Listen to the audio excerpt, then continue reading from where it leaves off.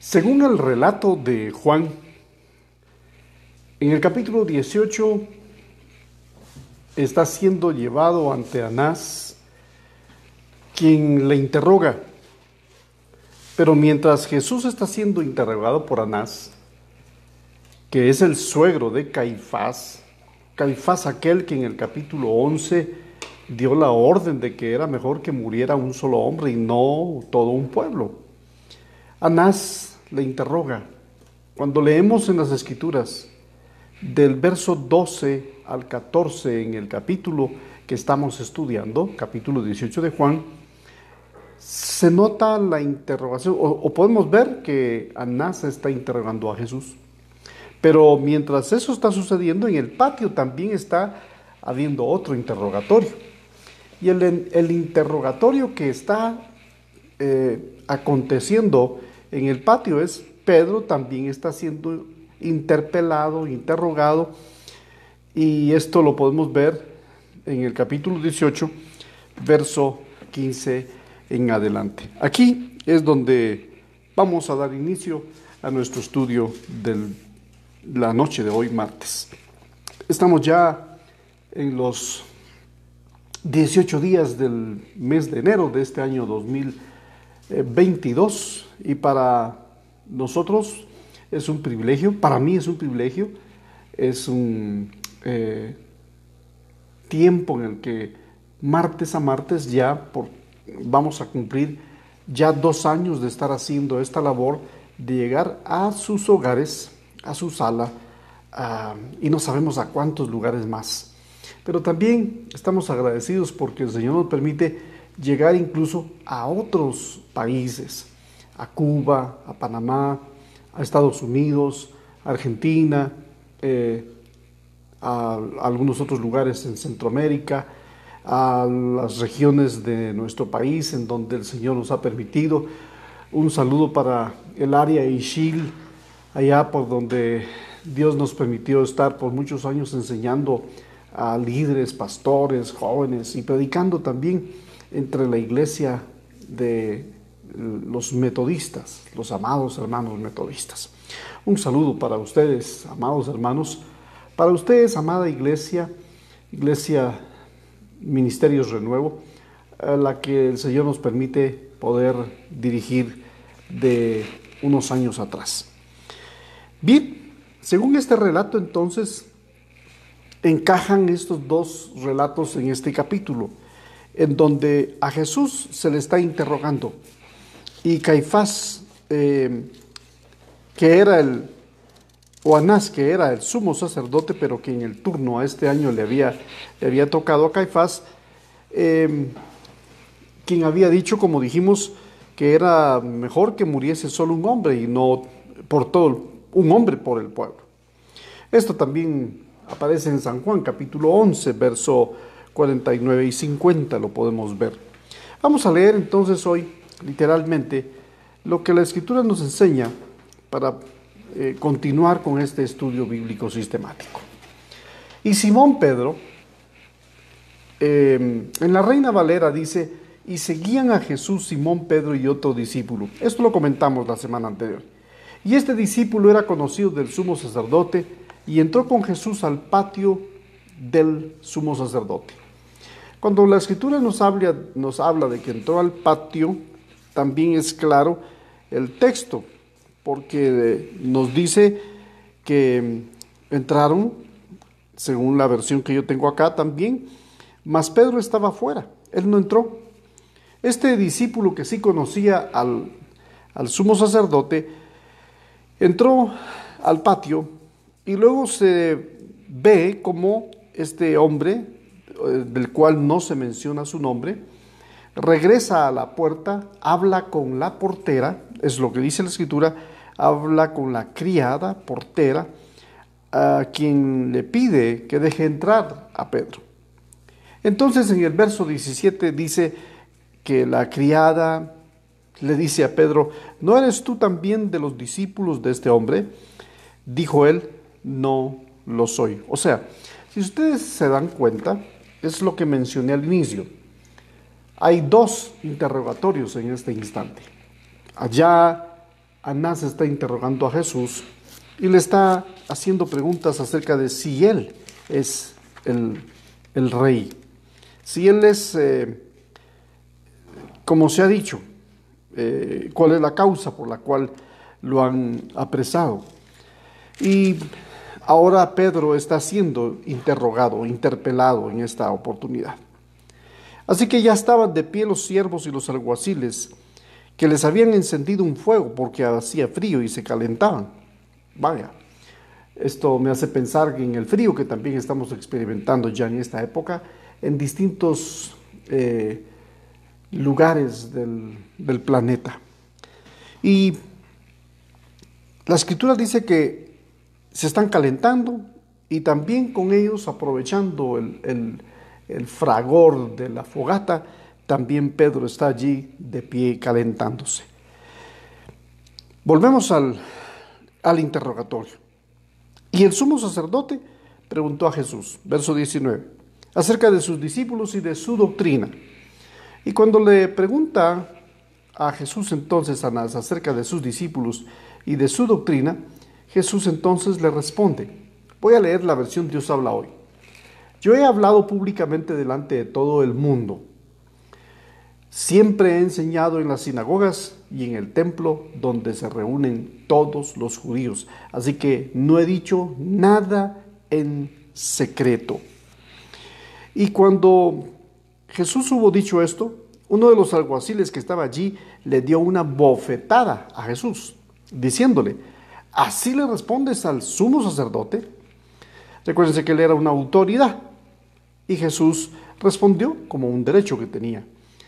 Y dice ahora Jesús, continuando en lo que sucede por esta respuesta que él dio, Jesús le dice, si he hablado mal, testifica cuál es este mal. Y si bien, ¿por qué me golpeas? La semana pasada mencionamos un poquito acerca de que ningún hombre tiene derecho de golpear a otro. De hecho, la Biblia enseña que la ley que conocemos o se nos enseña en la Biblia como la ley de Moisés, o dicho de otra manera, la ley mosaica establecía que un mandamiento del cual el Señor mandó era que no podemos matar. Por supuesto, aquí este golpe no era de matar, pero tampoco nadie tiene derecho a golpear a otra persona. Y Jesús entonces, pidiendo un respeto también por sí mismo, él pregunta, ¿por qué me golpeas? Anás entonces lo envió atado a Caifás, el sumo sacerdote, de quien la Biblia dice que era su yerno.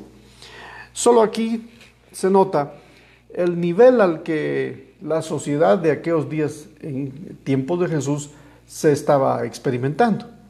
Había realmente un asunto en donde los puestos de autoridad o de poder, llamémosle, también estaban repartidos entre los conocidos o los parientes, en este caso, suegro y yerno.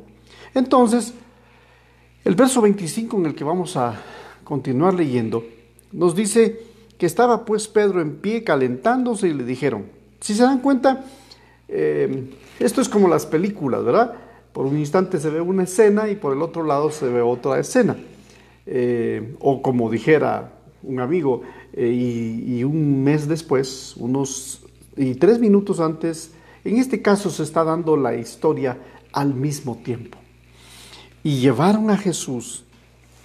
Y dice, verso 25, estaba pues Pedro en pie calentándose y le dijeron, ¿no eres tú de sus discípulos? Y él negó y dijo, no lo soy. La primera vez que negó Jesús al Señor, le dijo, ¿no eras tú uno de los discípulos? Dijo, no lo soy. Ahora le preguntan, ¿eres tú discípulo de él? Y lo niega y dice, no lo soy. Uno de los siervos del sumo sacerdote, de aquel a quien Pedro le había cortado la oreja, le dice, ¿no te vi yo en el huerto con él? Le hace una pregunta, ¿no te vi yo en el huerto con él? Seguro le había visto. Y negó Pedro otra vez y enseguida cantó el gallo. No había, Jesús le había profetizado esto a Pedro, que lo negaría. Ante aquella expresión de Pedro, Señor, aunque todos te dejaren, yo no te dejaré, yo no te abandonaré. Si es preciso, entonces moriré contigo, en otras palabras, ¿verdad? Y ahora que él tiene la oportunidad de cumplir aquello que había dicho en un momento de emoción o de valentía, ahora que lo están interrogando y le están preguntando si es discípulo y que lo habían visto con él respondió en su momento, no lo soy, no lo soy. Y por último dijo que no lo conocía, no te vimos con él. Y la escritura dice, Pedro le negó otra vez. En el versículo 27 de la versión Dios habla hoy, dice, Pedro lo negó otra vez. En ese mismo instante cantó el gallo. La palabra negó es realmente una palabra que a nosotros nos debería de hacer pensar que si Pedro, siendo un discípulo que anduvo con Jesús, negó al Señor con quien había caminado, con quien había pasado 3 años y medio, siendo objeto de las enseñanzas del maestro de maestros, habiendo visto los milagros que Jesús hizo y le negó. Por eso es que este incidente donde Jesús está siendo interrogado, él mantiene la firmeza de quién es. No se atemorizó ante la situación, sabía a lo que iba. Por eso la escritura dice que puso su frente en alto como un pedernal y se encaminó hacia lo que le esperaba. Mientras que Pedro y los discípulos se habían ido. Al menos Pedro intentó seguir a Jesús, y aunque este es un mensaje que seguramente muchos han oído y otros hemos predicado, Jesús le seguía, porque dice que le siguió. Eso es lo que dice la escritura. Y seguían a Jesús Simón Pedro y otro discípulo. ¿Quién era el otro? No vamos a entrar en esos detalles. Lo cierto es que Pedro le siguió. Y no es lo mismo seguir a Jesús que estar con Jesús. Porque seguir a Jesús de lejos y ver lo que estaba sucediendo, seguro a Pedro lo tenía consternado. Lo mencionamos la semana anterior. Bien, quisiera entonces entrar en algunos detalles que son muy interesantes. Este arresto al que fue sometido Jesús, por órdenes de Caifás, quien también lo interroga, se nota, amados hermanos, que fue un arresto de noche. Él había cenado con sus discípulos y luego se apartó para ir a orar. Y en esa noche obscura, en ese tiempo en donde la noche se hace más densa, entre las 12 a las 3 de la mañana, algunos piensan que la hora más oscura no es las 12 de la noche, es entre 2 y 4 de la mañana. Así que Jesús fue apresado en un momento en el que aprovecharon lo oscuro de la noche. Aquí no podemos decir, tal vez había luna llena, no sé. El asunto es que lo llevaron bajo arresto, estrictamente custodiado con tropas romanas y con autoridades judías. Se nota cómo en este pasaje, lo vemos en el verso 12 del capítulo que estamos estudiando, se ve cómo en el verso 12 los dos grupos o las dos agrupaciones están de acuerdo. Verso 12 dice, entonces los soldados con su comandante y los guardias de los judíos, porque recuérdense que en el templo de los judíos habían soldados, habían también guardias de los judíos, arrestaron a Jesús y lo ataron. Aquí está muy claro que en el arresto intervinieron soldados romanos y también guardias judíos. Es interesante que en este arresto entonces se puede decir que Jesús no se opuso. De hecho, recordemos que la semana anterior que estábamos meditando en los versículos ya estudiados, Jesús dijo, ellos no tienen nada que ver en esto. Si me tienen que llevar, llévenme a mí. Lo pongo en otras palabras. Pero a ellos déjenlos ir. Y así sucedió. Anás entonces ahora está interrogándole. Y aquí es interesante ir un poquito a la historia. En el Nuevo Testamento Anás es conocido. Y hay suficiente información como la que también se puede ofrecer acerca de Caifás. Por ejemplo, en el Evangelio de Lucas, capítulo 3, verso 2, en Juan, el capítulo que estamos viendo, en el verso 13 y 24, en Hechos, capítulo 4 y verso 6. Pero si vamos a la historia, son importantes los escritos de Josefo. Y este historiador judío no cristiano indica que fue nombrado, en este caso Anás, hablando de un hecho histórico. Josefo, un historiador, registró esto y están registrados entre los libros. De hecho, existen los escritos de Josefo que incluso usted y yo los podemos encontrar fácilmente.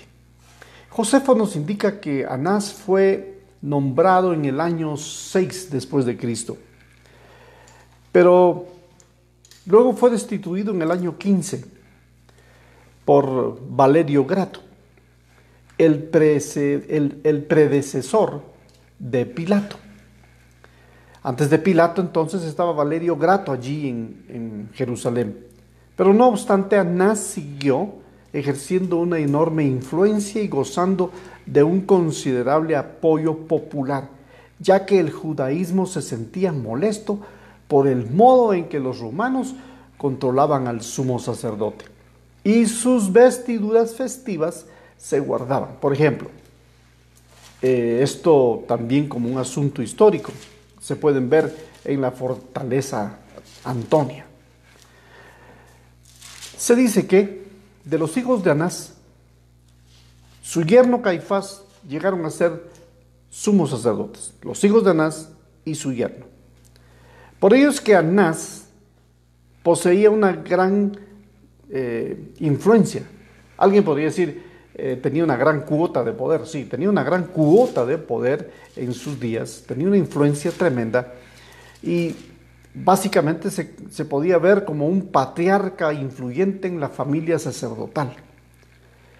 Y también no solo con una influencia de este tipo, de influencia casi de tipo político también y religioso, sino que también su riqueza, su poder y su avaricia habían llegado a un límite. El hecho de que Juan, el escritor del Evangelio, refiera a Anás, porque aquí menciona a Anás como sumo sacerdote, no debe de confundirnos, porque Juan entiende claramente que Caifás es el que está en el orden, pero lo pone por cuestión de que el judío o el pueblo básicamente habían visto a Anás como un sumo sacerdote con cargo vitalicio. Hablando de un cargo vitalicio, es aquel que por su gestión puede quedar todo el tiempo que sea, media vez haga bien su labor. Y casi así era el caso con Anás. De modo que cuando los romanos destituían a alguien, se tenían que tomar las consideraciones del por qué se debía de hacer. En el caso de Anás, eso quedó muy ambiguo, y por eso es que aquí se menciona a Anás primero, Juan lo menciona primero, y luego menciona a Caifás. Voy a mencionar algo que no tiene nada que ver con nosotros plenamente. Pero hay escritos judíos, como la Mishnah, que señalan la constante santidad de la que necesitaba un sumo sacerdote. Y Lucas hace eco de esta práctica cuando menciona en el Evangelio de Lucas a Anás en el capítulo 3 y verso 2. Si podemos, o más bien quisiera que leamos ese pasaje en Lucas 3 y verso número 2. Como estamos en un estudio, entonces yo daré que usted corra ahí a su casa, o si ya tiene una Biblia en mano, hagamos la lectura de este pasaje que les menciono, en donde Lucas también refiere a Anás. Dice, capítulo 3: En el año 15 del imperio de Tiberio César, siendo gobernador de Judea Poncio Pilato, y Herodes tetrarca de Galilea, y su hermano Felipe tetrarca de Iturea y de la provincia de Traconite, y Lisanias tetrarca de Abilinia, y siendo, fíjese que no dice sumo, vea lo que dice, y siendo sumos sacerdotes Anás y Caifás, vino palabra de Dios a Juan, hijo de Zacarías, en el desierto. Y él fue por toda la región contigua al Jordán, predicando el bautismo del arrepentimiento para perdón de pecados. Con esta cita, lo que quiero enfatizar es que en la práctica de la nación judía, Anás seguía siendo visto como sacerdote o como sumo sacerdote. De hecho, la Escritura menciona ahí que eran sumos sacerdotes. Pero es un poco, voy a usar esta palabra y voy a tratar de explicarla, pero es un poco verosímil que Jesús hubiera sido enviado primero a Anás, si este era el poder detrás de Caifás. Así que la reunión pudo haberse hecho incluso hasta más corta, pero el asunto es que esto tenía que quedar bien organizado, y entonces no podían dejar a un lado a Caifás. Así que, ya que había decidido que Jesús tenía, porque Caifás había decidido que Jesús tenía que morir, lo dice en el capítulo 11, verso 49 y 51, del cual también me gustaría leer, pero les dejo la cita. Capítulo 11, verso 49 y 51, ya Anás había dicho que era mejor que muriera un hombre por todo el pueblo. Así que se pretendía realmente recabar el apoyo de Anás, puesto que Jesús permanece ahora allí en el patio con Anás. Se tiene que asumir que hay alusiones a las que él tenía que responder, porque era el sumo sacerdote. De hecho, el soldado golpeó a Jesús y decirle: ¿y así le respondes al sumo sacerdote? Esto debe haber sido difícil para la nación. Se dice que donde el poder lo tienen dos o varias personas, es un poder que puede caer en anarquía. O por el otro lado, también se nota que es un poder en donde quienes mandan se les puede denominar como, bueno, este es un fenómeno en donde quien dirige es un monstruo de dos cabezas. Así que Jerusalén estaba siendo dirigida por un monstruo de dos cabezas, Anás y Caifás. Y entonces el interrogatorio fue necesario, podríamos decir, aunque algunos intérpretes plantean que la posibilidad de que Caifás y Anás estuvieran juntos durante ese interrogatorio, lo cual no fue así, porque luego nos damos cuenta que fue enviado a Caifás. Así que los evangelios, si podemos mencionar los evangelios, del cual hemos dicho o hemos ya tratado de llevar el entendimiento a nuestro conocimiento como cristianos, el Evangelio es uno. Pero lo que tenemos en nuestra Biblia es la forma en que Mateo escribe el Evangelio, Marcos, Lucas y Juan. Y al ver lo que Juan escribió, tenemos que darnos cuenta que estas autoridades judías realmente quieren someter a Jesús, porque allá en el capítulo 11 dice, es que tenemos que hacer algo con este hombre porque hace muchos milagros y no vaya a ser que la gente le siga a él. O sea, el temor de perder la función de autoridad. Y Jesús no venía para eso. De hecho, rechazó la idea de sentarse en el lugar como el rey de Jerusalén y librarlos de la opresión judía. Por eso es que también cuando leemos la historia de Jesús alcanzando a los discípulos camino a Emaús, aquellos querían que Él los librara de esta opresión del Imperio Romano. Ellos deseaban, nosotros hubiéramos deseado que Él nos librara, que Él fuera nuestro caudillo. Y Jesús los escuchó. Y ese diálogo de Jesús con los discípulos de Emaús nos enseña que aunque Él había caminado con ellos y ahora vuelve a caminar con ellos, no habían entendido que Jesús había venido para establecer su reino, pero no de la forma violenta en la que los seres humanos establecen el poder de sus reinos. Usted sabe que las guerras que han habido en el mundo, o la historia del ser humano, las guerras han sido por cuestiones del corazón. De hecho, la Biblia dice, ¿de dónde salen las guerras? ¿De dónde los adulterios? ¿De dónde?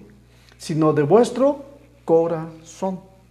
Así que del corazón de ellos había una intención de haber querido hacer a Jesús su rey, y él rechazó esa idea de ser un rey político, porque él quiere ser un rey con la distinción de que el ser humano se rinda a él por voluntad. Él es mi rey ahora. Yo he hecho a Jesús mi rey, pero no lo hice mi rey porque él me obligó, lo hice mi rey porque él se mostró a mi vida como generoso, bondadoso y misericordioso. Y yo le he decidido entregar mi vida para que Él reine en mi corazón. Aún así, los seres humanos que entendemos eso, o los creyentes y predicadores que entendemos eso, sabemos que tenemos que hacer esfuerzos no humanos, sino de entregarle nuestras debilidades para que podamos realmente darnos cuenta que el Señor vino no solo para salvarnos, sino también vino para devolvernos aquello que se había perdido. Algunos piensan que lo que se perdió es el hombre. Sí, el hombre ha estado perdido siempre, pero Él vino a devolverle al hombre lo que perdió en el huerto del Edén. Y lo que perdió en el huerto del Edén fue la autoridad con la que Dios puso allí a Adán. Le dio tal autoridad que el hombre pudo ponerle nombre a todos los seres humanos, incluyendo a su esposa. Fue Adán el que llamó a Eva varona, porque el hombre tiene una capacidad dada por Dios de inteligencia, de sabiduría. Ahora, haciendo un paréntesis, pero esa inteligencia y esa sabiduría que hoy se ve plasmada en la tecnología, de la cual, si aprendemos a usarla para bien, es una bendición. Pero si la usamos para mal, es una maldición. Entonces, volviendo al pasaje o a la historia que estamos comentando, también nos damos cuenta que en esta historia también está siendo interrogado Pedro. Y la Biblia dice que Pedro lo acompañaba. No obstante, el otro discípulo, cuya identidad permanece hasta el día de hoy anónima, es seguro un discípulo curioso, o de los tantos discípulos que Jesús tuvo, porque recuérdense que Jesús predicó a las multitudes, envió a 70 y luego escogió a 12, y también dentro de los 12 tenía un grupo más selecto que eran Jacobo, Pedro y Juan. De ese grupo selecto, incluso al final, el que sí estuvo al final de la vida del Señor, antes de morir por nosotros y resucitar para darnos esperanza de la vida eterna y seguridad de la vida eterna, solo Juan estaba con él. Y es el Evangelio de Juan el que nos dice cosas que no dicen los otros evangelios. Esta es una de esas cosas curiosas. Hay un discípulo aquí que sí pudo entrar a la casa del sumo sacerdote. Y luego viene, seguramente con la influencia que había logrado o porque le conocían, para que dejen entrar a Pedro. Así que es curioso, y teniendo en cuenta que Juan ha puesto mucho cuidado en nombrar a las personas cuando escribe el Evangelio, que van apareciendo en el relato de esta hermosa narración del Evangelio de Juan: Anás, Caifás, Simón, Pedro, Malco. Es interesante, es curioso que a Juan, el escritor, no se le escapan nombres, pero de este discípulo sí. ¿Se trata acaso del discípulo amado que aparece en otros pasajes del Evangelio y a quien se identifica normalmente como Juan, el hijo de Zebedeo? Una posición no tan segura ni tan razonable para muchos, pero algunos piensan, o algunos eruditos se oponen a esta conclusión, pensando que el discípulo que no es mencionado aquí sea Juan. O sea, si era Juan, Juan no se iba a poner allí, no iba a poner su nombre, y era Juan.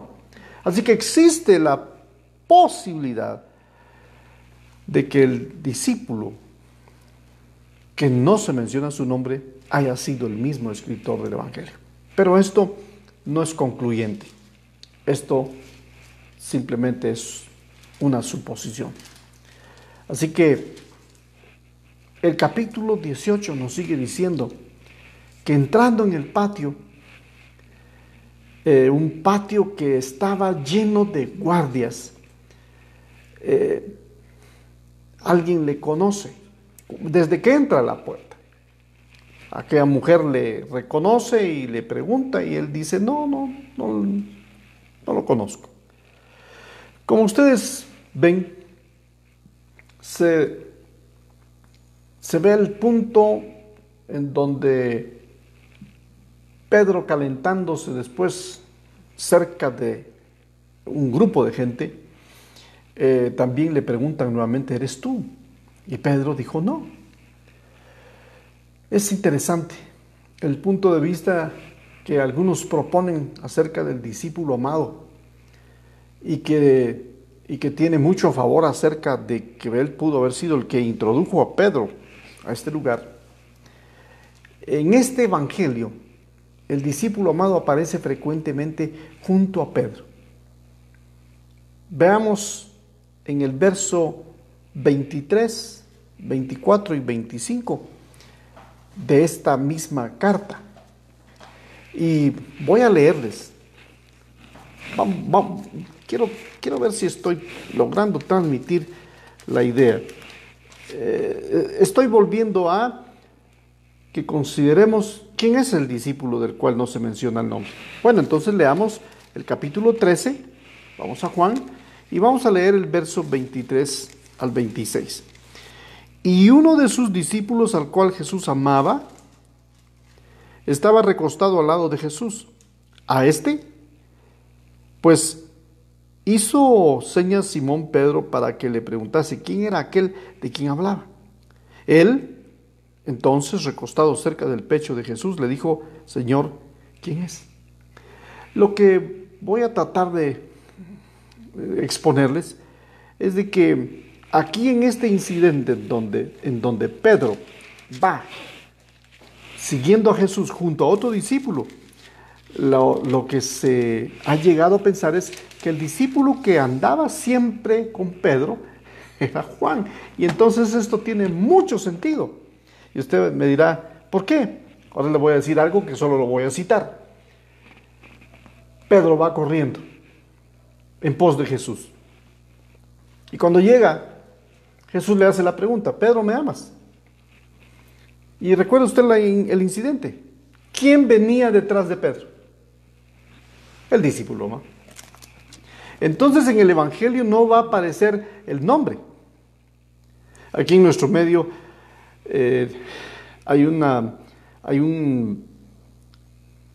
una forma de decir que está incorrecto, que uno, cuando se refiere a un incidente en donde uno participa, está incorrecto decir, entonces yo y aquellos, o ellos, o mis amigos, nunca se pone uno de primero, aunque simplemente se utilice el pronombre yo.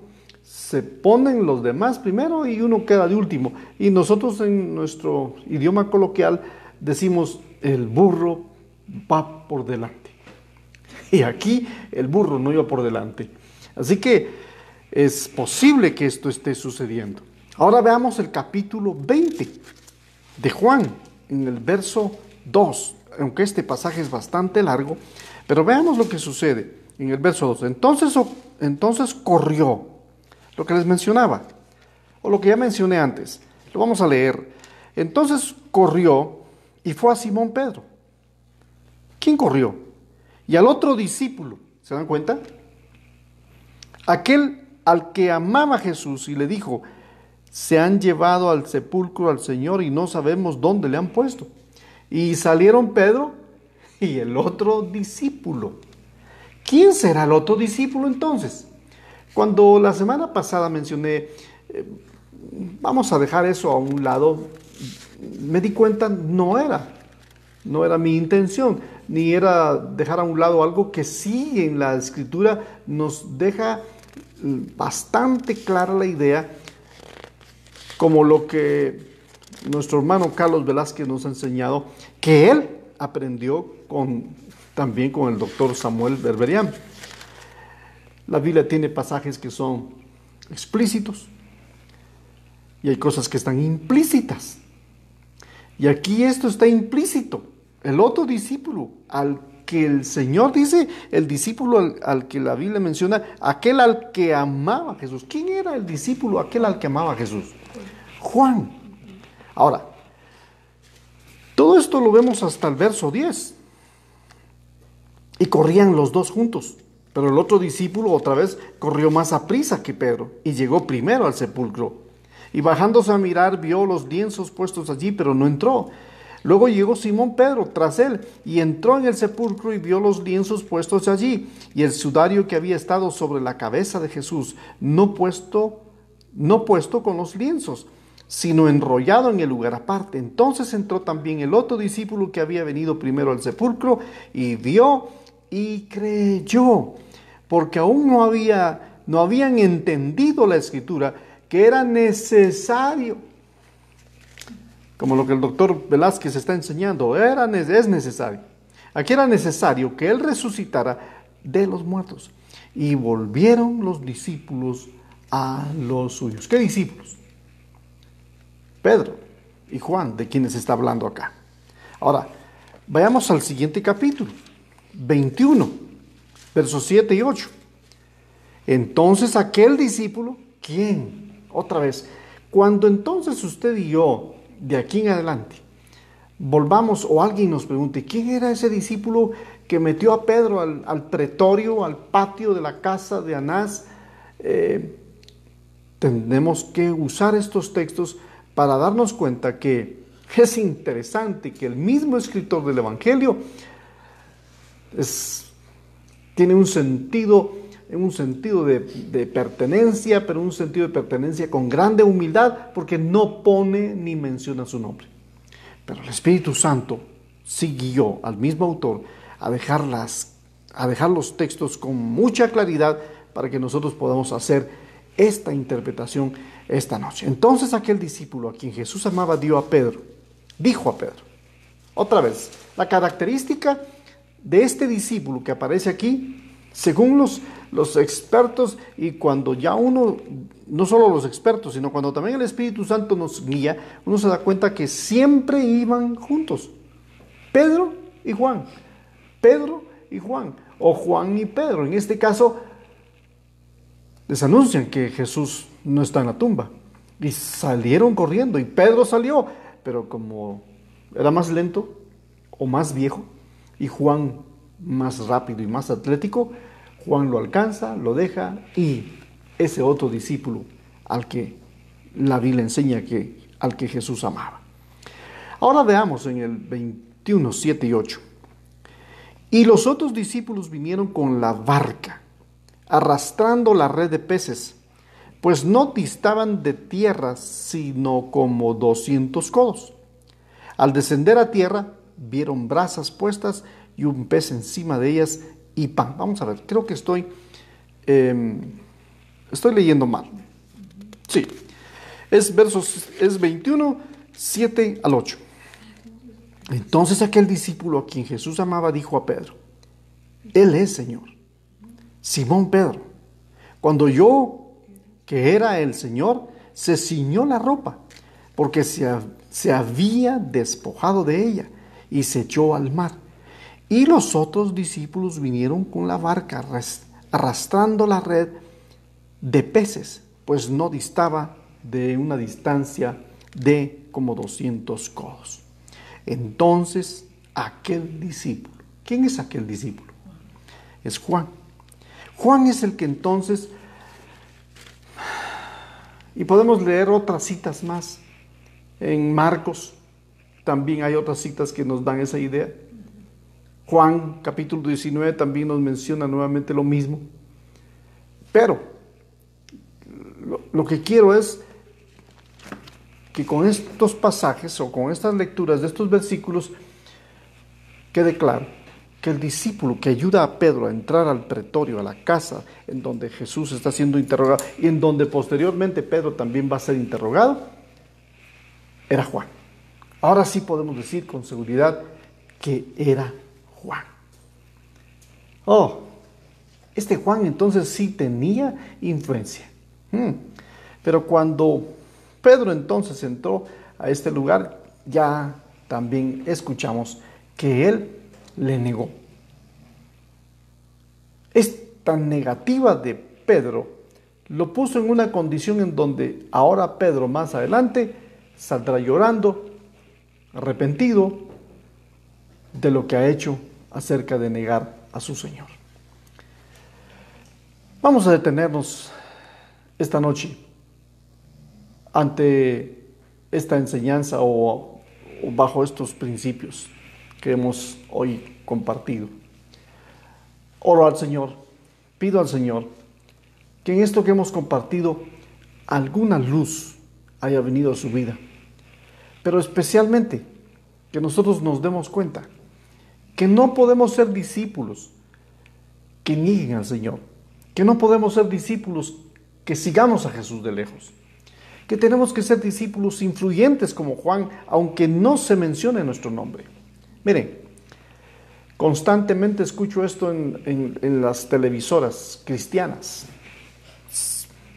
pseudo llamadas cristianas, en donde constantemente en los CAD-post o en los podcasts, creo que lo dije al revés, se enseña que el creyente debe de ser protagonista. Juan nos enseña que no fue tan interesante su nombre. El mismo Juan, cuando habla de Juan el Bautista, pone a Juan el Bautista como un hombre sencillo. Cuando le preguntaron, ¿y quién es? ¿Quién eres tú? El que bautiza. ¿Eres tú el Cristo? Uno de los profetas. ¿Y qué contestó Juan el Bautista? Soy solo uno más. Soy la voz de uno que clama en el desierto. Esa es la clase de discipulado, de discípulos que debemos de levantar.